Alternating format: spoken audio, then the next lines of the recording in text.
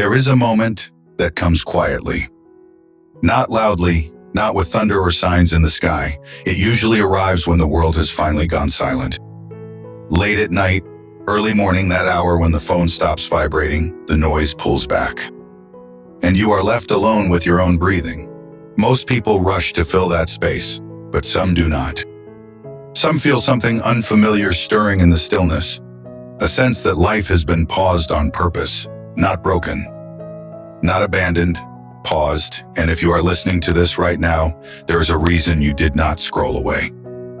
A reason your attention lingered, not because you were searching for answers, but because something inside you already knew this moment mattered.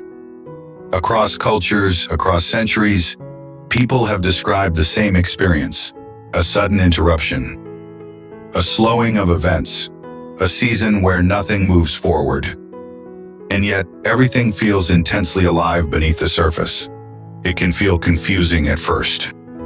You look around and wonder why progress seems delayed, why doors remain closed, why momentum disappears without explanation. But there is an ancient understanding that says stillness is never empty.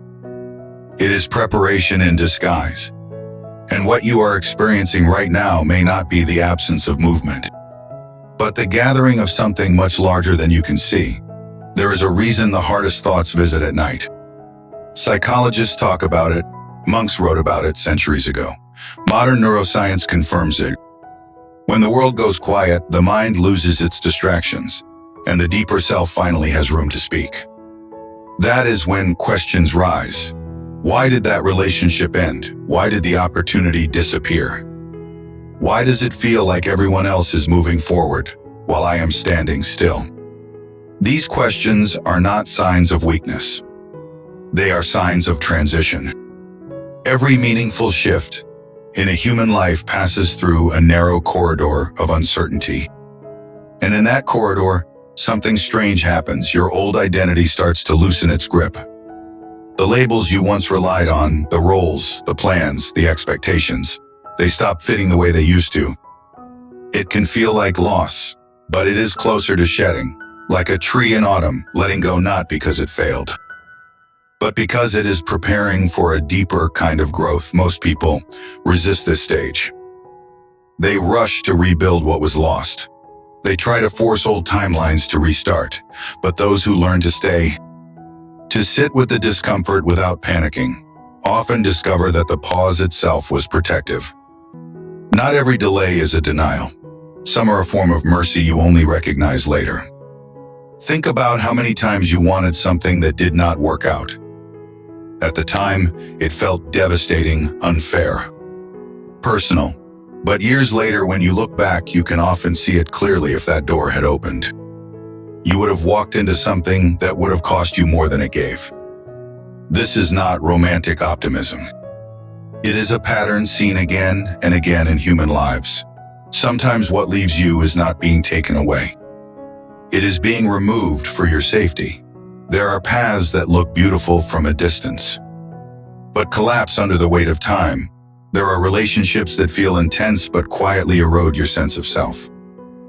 There are successes that arrive too early and hollow you out before you are ready to carry them.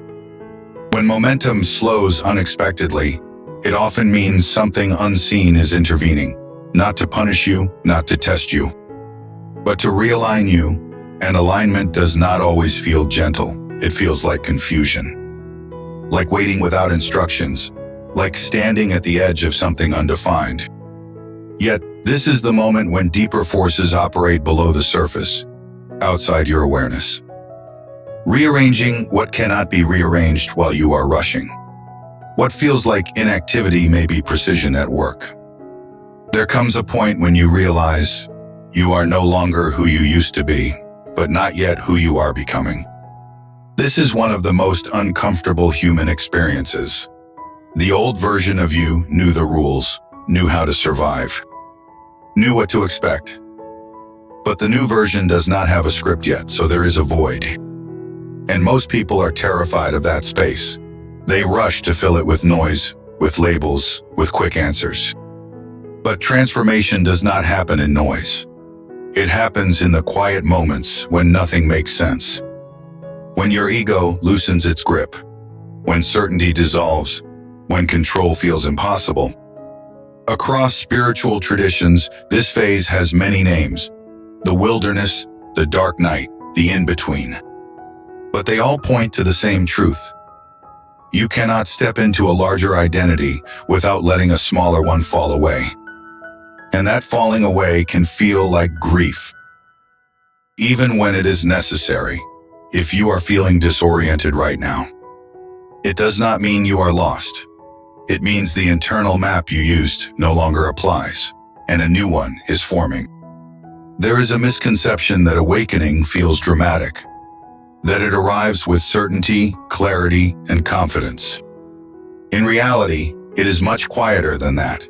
It often begins with a subtle shift. You stop chasing what once consumed you. You become more selective with your energy. You notice patterns you used to ignore. You do not feel above life. You feel more present within it, and instead of demanding answers, you develop patience with questions. This is not weakness. This is maturity of the soul. Many people search for signs outside themselves, but deeper awareness tends to grow internally first. A steadiness, a calm curiosity, a sense that you no longer need to prove your worth through constant motion. You may still not know where you are going, but you trust that you are being guided, not by force, but by alignment. And that trust changes everything. There is a kind of strength that does not announce itself. It does not rush. It does not argue. It does not demand validation. It simply stands. If you are in a season of stillness right now, know this: you are not behind. You are not broken. You are not being forgotten. Something is being prepared. That requires you to slow down long enough to become the kind of person who can carry it. And when movement returns, as it always does, you may notice something surprising. You are calmer, more grounded, less reactive. Because you did not just wait through the pause, you grew inside it, and that growth will speak for itself.